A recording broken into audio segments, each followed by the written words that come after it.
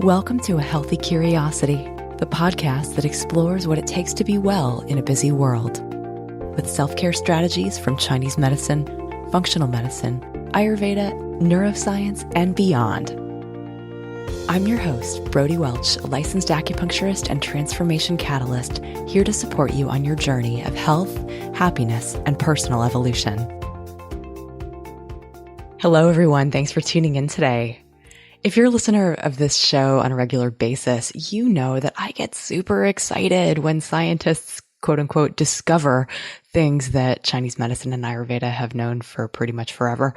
Things like we'll digest better and have an easier time staying at a healthy weight if we only eat during daylight hours, for example, or that sleep is actually really critically important. I love the research on what meditation does to the brain and how studies, quote unquote, prove what the wisdom traditions have been saying for centuries, if not millennia. While I do love that scientists and MDs are getting interested in this stuff, I do not love the presumption that until we can fully understand the mechanisms of action, we can't say for sure that something actually works. Acupuncture, for example. We can identify how it moderates adenosine molecules and stimulates the production of all kinds of different feel-good neurotransmitters, and none of that explains the whole of its effects on the body, on things like sleep and digestion and pain relief and depression. So science becomes like a fundamentalist religion when it assumes that it can explain everything and discounts all other ways of knowing until those ways can pass through their particular tests. This is what is known as scientism. And it's pretty pervasive, and in the culture I was raised in, especially, that everything kind of had to be proven in order to be valid. And perhaps as a young practitioner, when I opened my clinic in my 20s, I didn't want to be construed as too hippy-dippy to be providing real healthcare to people. So I kind of kept my intuition close to the vest. I wasn't really particularly out there with it. But these days, after 20 years of treating clients one-on-one, when I put my hands on someone, I'm not using my head. I'm trusting the intelligence that my hands have cultivated from touching thousands of bodies. And my patients will remark, wow, everything you're touching is super tender. That's amazing. To them, it seems like magic, when really it's a highly cultivated skill. With me to talk about the use of intuition in a medical setting is Megan Caper. Megan Caper is a medical intuitive, author, and speaker who has helped hundreds of clients who are frustrated with the lack of diagnosis or limited treatment options offered to them by traditional medicine. Megan uses her psychic abilities and medical training to look inside the physical, emotional, and energetic body, find the root of illness, and set clients on the road to true healing. She can be found connecting the dots between science, spirituality, and compassion at megancaper.com. Megan and I connected online. I've never met her before, but I am excited to talk with her today. Megan, welcome to the show. Thank you. Thank you so much. I'm so excited to be here. Before we hopped on and pressed record on this conversation, we were talking a little bit about belief systems and how just allowing something to be real and valid, suddenly it is. Like I was sharing that in acupuncture school, for example, when we were learning pulse diagnosis, that first of all, like from a Western perspective, the pulse tells you one thing, and that's like the rate, or, like how fast the heart is beating, maybe how strong it is as well. But in Chinese medicine, we look at 6 different positions at 3 different depths, and we think that that can tell us all kinds of things about the internal functions of the organs and how they're playing together. And that one system of pulse diagnosis actually puts the liver in one spot, but in a Japanese system of pulse diagnosis, it suddenly moves to a different place, and that both are valid depending on which lens you look through. And how, like, really, when we open ourselves up to cultivating, looking through a particular lens, a lot more becomes possible. I'm wondering what lens you look through as a medical intuitive. Oh, that's a good question. So I think my lens is sort of, I guess, more of a holistic lens. What I've learned through working with many, many people and using my intuition and sort of sussing out what's going on with disease is that we're one system that has components of physical or physiological, emotion, and spiritual aspects. And those are all intertwined. I think our human brain likes to classify things and sort of give them different names because it makes it easier to understand. But that's not how our body works.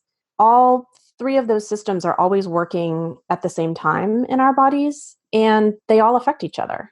Yeah, actually, Chinese medicine, if we look through the prism and we see one color of like clear light refracted into the different colors of the spectrum, we can sort of think about that as each like different dimensions of energy in the body. And each of those dimensions has a physical, emotional, spiritual, everything that goes along with that. And in Chinese medicine, it's the five elements.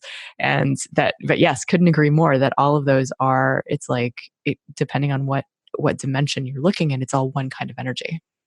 Exactly. And I mean, my background, I was pre-med and, my dad's a doctor and my grandfather was a chemist. I come from this long line of scientists. And when I was studying pre-med, I just felt like there's a piece missing here. Like this just doesn't, the ends don't meet somehow, there's things here that are just not being talked about or not being acknowledged or whatnot. And it wasn't until I found energy medicine and sort of started synthesizing those two ways of thinking about the body that I was like, oh, now this makes so much more sense. So, how did you start doing that? I'd love to hear a little bit about that journey.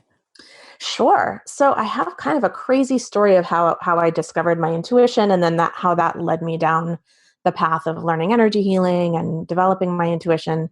Like I said, I was pre-med and, very science-based, didn't believe in anything anyone would consider woo-woo. I mean, even meditation, I thought was pretty out there.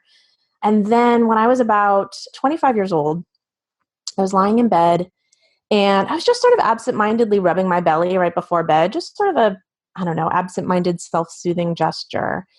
And my hand went over to this place on my left side, and all the other mental chatter in my head went completely silent. And I heard my own voice, but very sort of authoritative and secure and calm. And it said, there's going to be something wrong there. And I thought, okay, what does that mean? Like, what do I do with that information? I didn't know what to do. So I just sort of sat with it. And over the course of the next couple of years, every now and again, I'd put my hand over that spot. Nothing, no voice, nothing, didn't hear anything, didn't feel anything. And then about 5 years later, same thing, put my hand over that spot and same thing. All my mental chatter went totally silent. And I heard, there's something wrong there now. Well, that freaked me out even more, as you can imagine. But I didn't know what to do with it. Do you go to your doctor and tell them, oh, I'm hearing voices and I think there's something wrong in this spot? They probably wouldn't have taken me seriously. So I didn't really know what to do with it. And about 6 months later, I started having some abdominal pains, but in a slightly different spot. So I didn't put the two together. Went to the doctors. They were doing this test, that test. They put me on a whole different bunch of medications for IBS, for various things. Nothing was working. Nothing was working. And so finally my doctor said, well, let's just do a colonoscopy and see what's going on. So they put me under and they woke me up and they said, you have colon cancer. And went into surgery 3 weeks later, did 6 months of chemo after that. But right after surgery, I asked my doctor, I said, where was the tumor and how long it had been there? And it was right in that spot where my hand had been. The pain had been what's called referred pain. So where I was feeling the pain wasn't the spot where the tumor was. And I said, well, about how long do you think the tumor's been there? And he said, well, based on the size and the type of tumor and whatnot, probably about 5 years. Well, that blew my mind because, again, coming from a scientific background, how did my body know that cancer was just starting and translate that into a message in my head that I could hear? So that led me down this path of like, okay, what's going on here? How did this happen? And I started studying intuition and I started studying energy healing and mind-body medicine and all sorts of stuff like that. So that was sort of my rude awakening, so to No speak. kidding. I mean, I can't imagine that you could just kind of dismiss your own intuition after something like that. So dramatic. Totally. Yeah. I mean, I now know to listen to that voice for Absolutely. sure and not Right. dismiss it and be like, wow, what is that? Yeah, for sure. So that was sort of my turning point. And I will be honest, it took me a while to really be convinced that there was something to this. Again, because I came from such a scientific background, I just thought, well, maybe it's coincidence, or maybe it's this, or maybe it's that, right? All these excuses that I had. But it wasn't until I started seeing results that were beyond what could just be coincidence, just very consistent results with things, that I was like, okay, there's got to be something to this.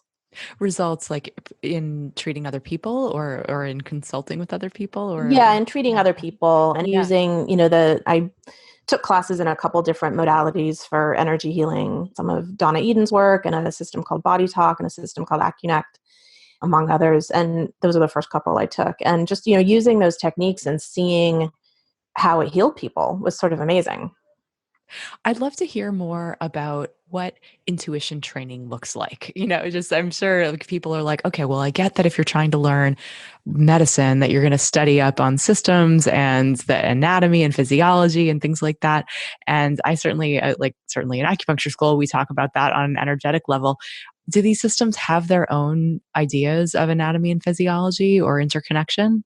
Yeah, to some degree they do. I mean, my belief is that everyone is intuitive. I think it's a skill you can develop with practice. I think it's a skill you can improve with practice. It's probably much like musical ability or athletic ability, that some people are just sort of born wired more that way, but anyone can learn to play the violin if you practice enough, right? I couldn't agree more. It's like it's definitely we all have different strengths that we may come in with that are innate, but that we can all learn anything that we put our mind to or Yeah, our intuition to, maybe, yeah. and that we practice. And so with intuition, you were sort of asking, like, is there a, equivalent to anatomy physiology? I mean, there is in a way. So there's different types of intuition. There's clairsentience, where you feel things in your body. There's clairvoyance, where you have images or you see things. There's clairaudience, where you hear things. And from my experience working with people, we usually have one or two of those that are more dominant or natural for us. And so that's usually where I have people start, is the thing that sort of comes naturally to them. And then from there, you can develop the other clairs, but always start with the one that's easiest for you. And with intuition, I feel like, again, we all have it. Sometimes we aren't paying attention to it. I mean, I sometimes joke when I have clients, because I also just do regular readings sometimes, just intuitive readings. And people will come to me and they'll ask me a question and I'll tell them what I get. And they're like, yeah, I know. And I'm like, well, why did you pay me all that money then? you know we all have intuition. I Yeah. think it's just the practice of it is, Mhm. yes, partially getting more clear in the signals that you're getting, again, whether those are clairvoyant, clairaudient, whatever, but it's also learning what that voice sounds like and learning how to trust it. Learning how to trust it, yes, because it sounds like when your clients are saying, "Well, yeah, I already knew that," it's like you were giving them validation for something that they already knew because they didn't trust it. Right, exactly. And it does help. I mean, even myself as an intuitive, when I go have sessions with the intuitives that I use and they tell me things that I already sort of know, I'm like, okay, yeah, thanks. I knew that. It's helpful to have that validation. There's definitely value just in that alone. But this is something that we all have access to. And I think that we've, as a culture, relied on thinking as the primary slash only way to solve problems or get information. And that's what we've been taught in school. That's what our whole society is based around. But there's this whole other way of getting information through intuition that we just never got trained like we got trained how to think, right? We all learned deductive reasoning, inductive reasoning, all that kind of stuff, how to do research, how to solve a problem, how to use logic. We all learned that kind of stuff in school, but nobody sat down and taught us how to do the same thing with our intuition. It's a really good point.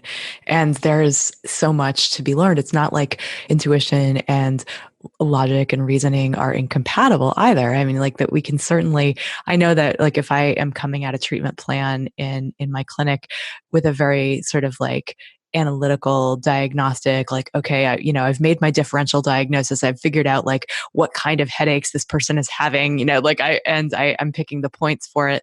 And then for a lot of times, like I'll leave the room, I'll be washing my hands and I'll get this, what feels like a tap on the shoulder of like, no, you're not done yet. You need this additional point.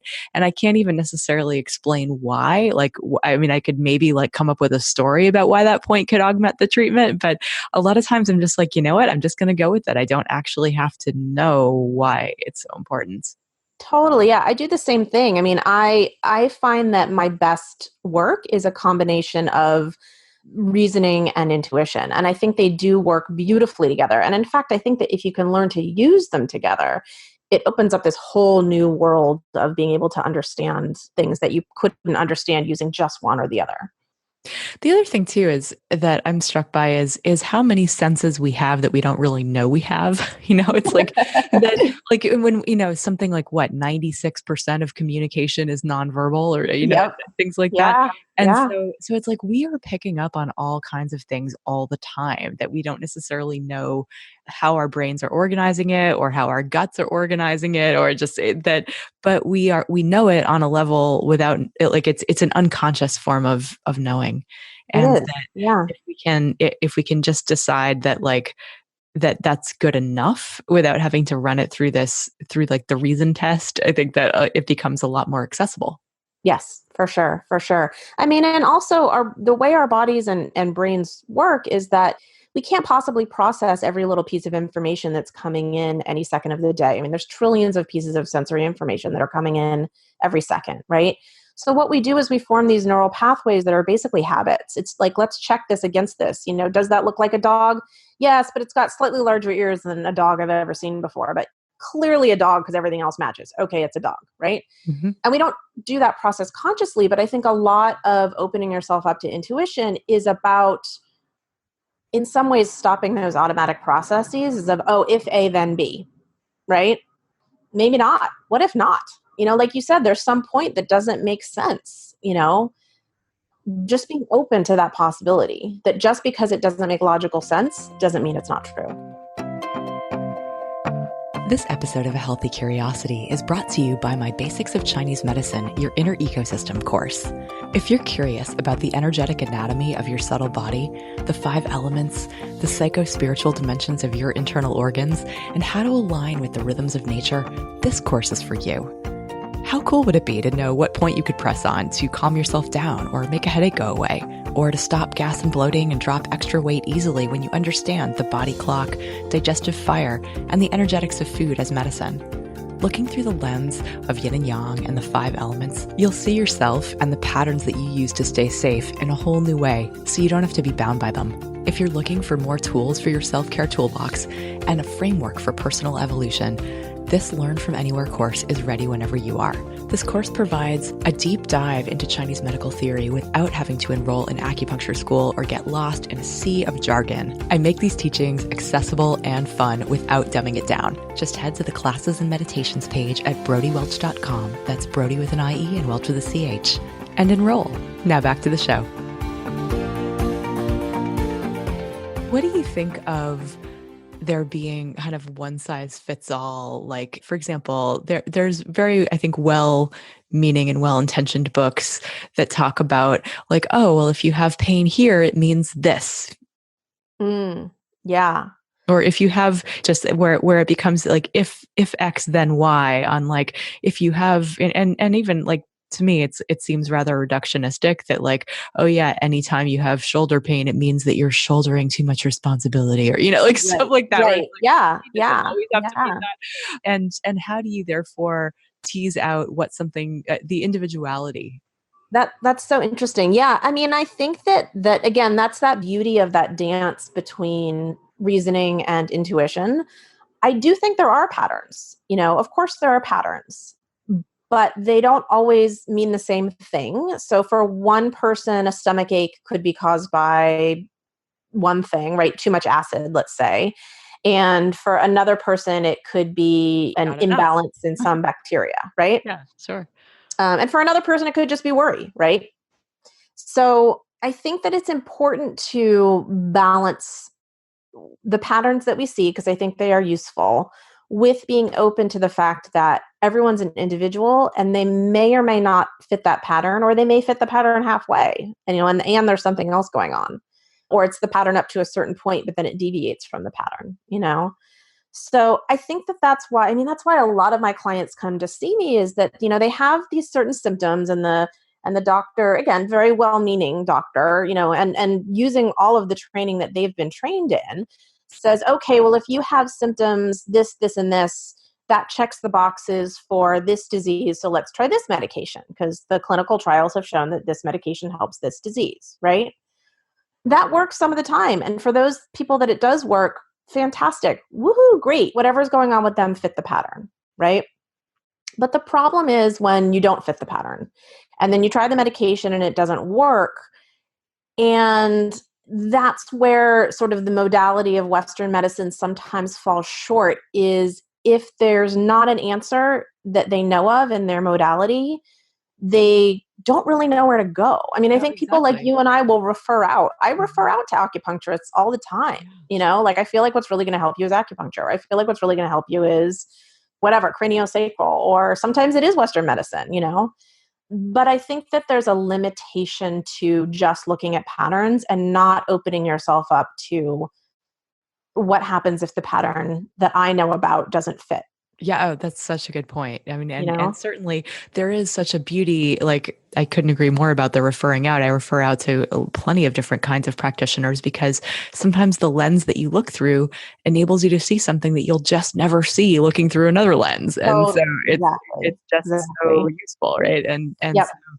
And I think that just unfortunately, there's often an information gap between what the general public knows about each of these different lenses that they could be looking through and what they actually do. Like for acupuncture and Chinese medicine, it's like people have, sometimes I'm amazed like that people are like, oh well, I knew it could treat headaches, or I knew it could treat infertility, but I didn't know it could treat depression, or like I didn't know it could treat digestive stuff, or like I knew it could turn a breech baby in utero, but I didn't know that it could do, back pain, or like just all these things, or I didn't know that it was sometimes better than the standard of care for certain conditions. And so Mhm. that kind of thing where a lot of times we just get conditioned to be looking through a particular lens over and over again, as opposed to broadening out and looking at what else there might be. Yeah. I wanted to share too a personal story that like in my life, I started having this intense abdominal pain early on in life. Like when I was about 18, I believe, is when I first had an episode of it. And it felt to me so gallbladdery. And I went to the ER and I got checked out, and they're like, they couldn't find anything wrong with me. I'm like, well, then why was I in such intense pain and like vomiting and like, just like all this? And they were like, didn't know. And so for the next 20 years, I would have a similar pain, like a fist under my rib cage in the right upper quadrant of my abdomen. And it would be worse with eating anything and better with nothing. And it would take over my world for days at a time, to the point of not being able to do anything. And I would continue and go and have these tests. And it was like, well, you don't have any stones, you don't have any gravel, like all your enzymes are normal, you're fine, or it's all in your head. And it Mhm. was like, oh my God, like it took actually getting real health insurance, non-catastrophic, from getting married, eventually, where I was able to demand the right sort of test for them to be like, oh, your gallbladder doesn't actually work at all. And to be able to then talk a surgeon into taking it out. But it was the kind of thing where like my intuition and the lens that I looked through, like I knew it was gallbladder all along. I Mhm. just didn't Yeah. have the evidence in my pocket to be able to convince the powers of B to get me out of suffering. Yeah. So in that case, surgery was absolutely the right thing. And yet, I'm still curious though, like why that place? Like what set me up for that? Was it something emotional? Was it something that I came in with? Was it a genetic defect? Or, that would just Yeah. kind of, what is Yeah. that about? From your perspective, is that something that a medical intuitive could help me with potentially, is like to look at, or like, what is the best use, I guess, of medical intuition?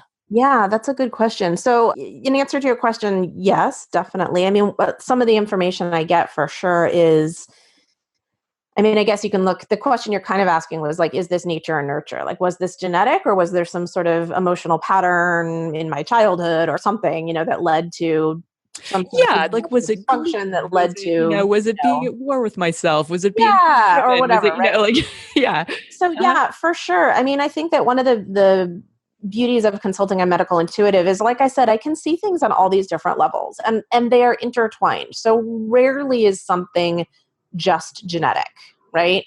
Rarely is something just emotional. It's sort of a little bit like a perfect storm of things that ends up manifesting as a physical symptom. or as a And psychological system. I yeah, mean, but the idea that that pattern exists before symptoms exist, right? and The yeah, pattern precedes the symptom, whether that symptom exactly, shows up on a exactly. physical or emotional level. And that's true in Ayurveda. It's true in Chinese medicine. And it's also seems to be true in just manifesting things, right? There's a continuum from thought to word to deed where things Totally. become more real, Yeah. quote unquote. Yeah, I mean, and the metaphor I often use with my clients is, it's like an iceberg. You come to me with the presenting symptom, which is the part of the iceberg you can see, right? What I'm looking for is what is that thing that's 10 times as big that's below the surface that you can't see? And that is what's usually a combination, like I said, of many different factors, right? Resulting in shoulder pain or, digestive issues or, whatever it is, cancer or whatever, right? So I think that that's sort of the beauty of what I do. And I mean, I can't speak for all medical intuitives because there's no formal training academy, right? So we all sort of come about this in our own ways. But, I mean, there are classes you can take, but it's not like there's a curriculum like there is for acupuncture school, for example, where you have to do these certain classes in order to qualify for testing. It's not a degree program where Exactly, there's not exactly. medical licensing boards looking over Exactly. what you're doing. So I sort of can only speak for myself, but Mhm. what I find is yes, and I find that part just fascinating because almost from a diagnostic detective point of view, I love figuring out what are all those pieces, and it usually takes a couple sessions to get to all of them, right? Because it's like peeling an onion or, I often liken it to, when you pull a necklace out of a drawer and it's all tangled and you have to like undo it, but you have to undo it like one knot at a time, right? You can't just yank on the thing, right? That's sort of what happens. And so part of that is my intuition, and part of that is the dance that I do with the client in terms of them opening up consciously and unconsciously to this process and trusting this process and getting to the point where they really do want to know. Because denial ain't just a river in Egypt, right? I mean, it's a real thing, and we use it very effectively, consciously and unconsciously, to protect us from things we may not be ready to face. Yeah, So or that we might have sometimes, to do something about. or that we don't want to do, right? Something hurtful or painful or hard. So that's sort of, for me, actually, one of my favorite things I love about what I do is being able to piece out all of those pieces of the puzzle and really figure out what's going on underneath all this. And sometimes I can shift it actually using energy healing. Sometimes I refer out, right? Like I get like, what would really shift this is X, Y, or Z. And sometimes it is work the person has to do themselves. Like we uncover a belief system or a pattern that they have to work through. How do I change my thinking on this? And again, there's other modalities that can help with that too, obviously. But it's sort of looking at all of those pieces, and then looking at what pieces are just genetic or are just physiological. Maybe someone has a uterus that's heart shaped. Well, that can cause a lot of issues, right? So it's to me the fascinating part of what I do, and what I love doing is piecing together all of those things and really figuring out how to get all of the pieces of the puzzle so that you're not just looking at the physical or just looking at the emotional or just looking at the spiritual, right? How do we get all of that on board so that real true healing can happen? How much of that comes to you through intuition versus talking to someone or looking at them, or do you put your hands on their body? Like I'm curious, like how does your intuition dialogue with the person that you're working with? Yeah, that's I never thought about it that way because it's sort of all a continuum to me. I guess I would say it's probably, if I had to make an estimate, I would say it's probably 60 to 70% intuition and 30 to 40% what I call left brained information. So symptoms, diagnosis, health history, things like that. And do you work with people remotely or just in person? I only work with people remotely at this point, actually. Okay. Yeah. So for people who are listening who might be curious as to like how that goes down, right? You're not even in the Mhm. same room. Yeah. How can that person possibly know anything about someone else's physical or emotional or energetic body? Yeah. Yeah, it's interesting. I definitely need some point of contact. So before I talk to anyone on the phone, I have them fill out an intake form about, their medical history and what they diagnosed with and what their symptoms are and when this started and what was going on in their life when this started and a whole bunch of stuff like that. Just from that information, I start to get intuitive information. And I sort of liken it to, you know what, those old school telephone operators that used to have to like plug into a giant board of like different places you could plug into to like hook the phone call up. Yeah, I can see what It's you're sort of, talking about. it feels like that. It feels like I plug into that person's frequency and then I start getting all this information. I start downloading information. And then once I talk to them on the phone or on Zoom or whatever we end up using, like I start even getting more information. And so yes, the first probably 10 to 15 minutes of an initial session with someone is just talking. Partially because I just also want to hear their story of like what, when did this start? What are your symptoms? Like the intake form is static. I also like to sort of have a conversation with someone and hear them. But it's also me tuning into their energy. And this is something like I remember when I was taking one of my classes to develop intuition, one of the exercises we did was we paired up with someone that we didn't know. So someone we'd never met before in the class. And we each as partners gave each other, I think it was 2 pieces of identifying information. So maybe it was like name and what city they lived in of someone we were thinking about that they had no idea who they were, right? And then there was this sort of guided meditation exercise we went through to tune into that person's energy. And we just started telling them everything we could about that person, everything that we were getting about that person. And it was eerie how spot on people were. So this isn't something, we could get into a whole thing about how time and space is just how our brains conceive of it. And it doesn't really work like that, but really it's just this idea that it's energy. I'm tuning into someone's energy, and energy is not dependent on space or time. It's really true. There's going back to pulse taking for a moment. I remember a class that I was in where we were taught to feel the pulse by way of like feeling when old traumas happen to the person. And I had never done that before, but by the end of the weekend, as we were pairing up and guessing basically with a partner as to what things were going on and when, just being amazed at how accurate, even as beginners, we all were. It was certainly not 100%, but it was the kind of thing where I could see how spending more time developing that skill could lead to even more accuracy. Yeah. And that sort of leads to something else I really believe about intuition, that, again, sort of going with this idea of thinking versus intuition. Thinking is a very proactive process, right? You think of a problem, you try to think of solutions.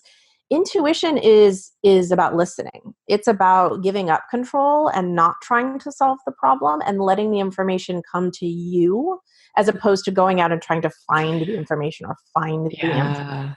But back when I was in a craniosacral workshop, that the idea of listening versus looking made a lot of sense to me, right? That it's just like just listening and being receptive, as opposed to being more like actively searching for something, like as you would with your eyes. Yep. So yeah, and what happens in my sessions is after we chat for about 10 or 15 minutes and I get all this information, I say, okay, I'm going to close my eyes and take a few deep breaths and tune in, because I do need that moment of switching from that mode of like, okay, I'm having a conversation with you, I'm trying to get as much left brain information as I can, to that intuitive right brain. Now I'm just listening. And again, I think that for me, it's that combination of doing both. So I will be listening and I'll get intuitive information, but sometimes what I'll even get in my intuition is to ask them a question. And sometimes it's a question that does not make any sense based on anything we talked about so far. But I've learned through, doing this enough times to ask it, because it always leads us down a path towards something we need to know. So yeah, it's that combination of listening and looking. Absolutely. And then just being able to, there's so many threads to pull on, right, in someone's life, that it can be interesting to watch what happens when we decide to go down that road. Yeah. For people listening who might be curious as to like, okay, she mentioned breathing, what else can I do to get out of my own rational brain way and more into trusting my intuition about my own body? Oh, that's a good one. Okay, so here's one I love that I've used with a lot of clients with some great success. It starts with breathing. So what I do is I have people take 3 deep intentional breaths, right? So you're going to go inhale 1, exhale, inhale, right? On the third one, you let it out, and then you get out of the driver's seat. You don't intentionally try to inhale and take your next breath. You let your body do that. Your body will breathe in. It needs oxygen, right? But you just start watching that. So you go from actively saying, I'm going to take 3 deep breaths to, okay, now I'm out of the driver's seat. I'm going to let my body take over. And you let your body breathe you for a couple breaths and just observe it. This switches you from that place of I am doing something, I have intentionality, to that place of I am watching and observing and listening, right? So you do that. And then what I have people do is concentrate on either their heart or their gut, wherever they're drawn to. Again, this is very, we have 2 different brains there and they do different things. But I want people out of their head brain, right? So either your heart or your gut, wherever you're drawn to, just try to feel what it feels like in there right now. No judgment. Again, we're just observing. Same thing we did with the breath, right? Just observe, what does my chest feel like right now? What does my gut feel like right now, right? Observe that for a few minutes. And then what I have people do is imagine someone coming in that wants to have a conversation with them. So you imagine yourself in a beautiful place, somewhere you're very comfortable, somewhere you love, inside, outside, it doesn't matter, just somewhere that you have a fondness for, and you see someone walking towards you. And maybe you recognize that person, or maybe you don't, or maybe it's some god or goddess or a superhero or who knows, right? It doesn't matter who it is. Just as they're coming, just observe it. And then what I have people do is start trying to have a conversation with them, because intuition is a conversation. A lot of times, even when I'm getting intuitive messages, I'll get things that don't make complete sense, or it's not enough of an answer. So I'll ask, is this person's liver causing some of the problems? And I'll go to yes, but that's not enough for me. So I'll go, okay, tell me more, right? What do I need to know about the liver? So you have a conversation with this person and you can just ask them questions.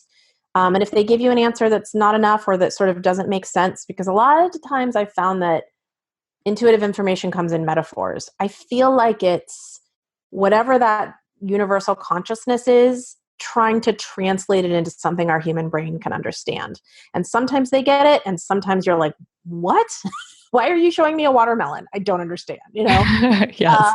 But if you ask, what is it about this watermelon? Then all of a sudden, oh, it's the hard rind. Okay, so I need to look at something about how I'm hardened on the outside and I'm Uh-huh. juicy on the inside. Yes. Okay, It almost right. seems like an inner tarot reading. Like you're getting Exactly. images, and then those Yes. images And again, apply to I life. tend to be, clairvoyant. So I get a lot of images, but other people might get noises or sounds, or other people might get feelings in their bodies. If all of a sudden I have a pain in my shoulder, I always ask, well, what does that mean?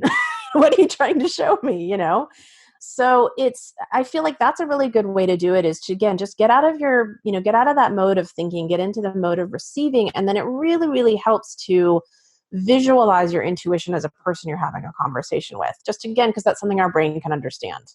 That makes a lot of sense. Yeah, and that's meditations that I have people do in my coaching group. That the future self meditation is like going and imagining that you're meeting your future self, and Oh, I love that one. and I've done that one. getting Yeah. the guides, or getting guidance from the Yep. wiser version of you, your inner mentor, or your inner wise one, your inner, or your higher self. That kind of. Yeah, totally. And it, again, this is something that you practice, and you continue to practice. And I mean, I didn't get to the point where I can just sit down and go, okay, spirit guides, what am I supposed to do overnight? That took years, It took years of meditation practice. It took years of guided visualizations. It took years of trying things like I just explained, and you just explained, different tips, tools, tricks, whatever, trying to find what works for me.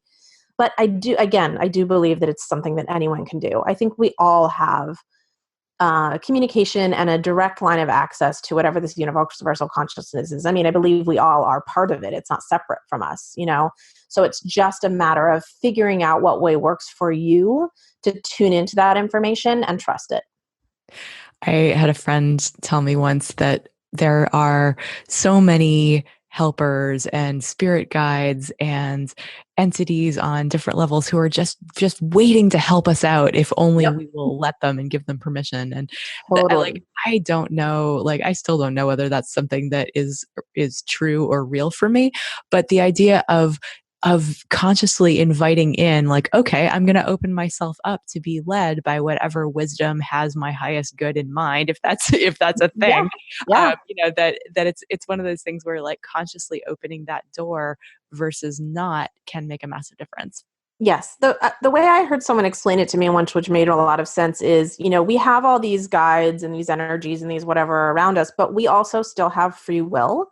So they're not going to step in until we ask them for help because they don't want to mess with our free will. They're not in any way trying to control our lives or, do anything like that. That's the opposite of what they're trying to do. So in asking for help, we're sort of giving them permission to give us this information that they might not otherwise out of respect for our own free will. So interesting. Megan, this has been a really fun and illuminating conversation. If people want to connect with you, is the best place for them to go over to your website at megancaper.com? Yep. megancaper.com, megancaper.com. You can also email me at megan@megancaper.com, and I'm happy to hear from you. Wonderful. We'll make sure that those end up in the show notes as well. Thank you so much for having this chat with me today. You're so welcome. It was so fun. Thanks for listening today. To check out the show notes, get on my email list, or drop me a line, head to brodiewelch.com. That's Brodie with an IE and Welch with a CH. I'd love to hear from you. If you learned something new or feel inspired to try something different in your life, I'd love for you to pay it forward by sharing this episode with a friend who you think could also benefit and give them a reason to listen. You'll be helping to create a world where we encourage each other to embody self-respect. Till next time, be good to yourself.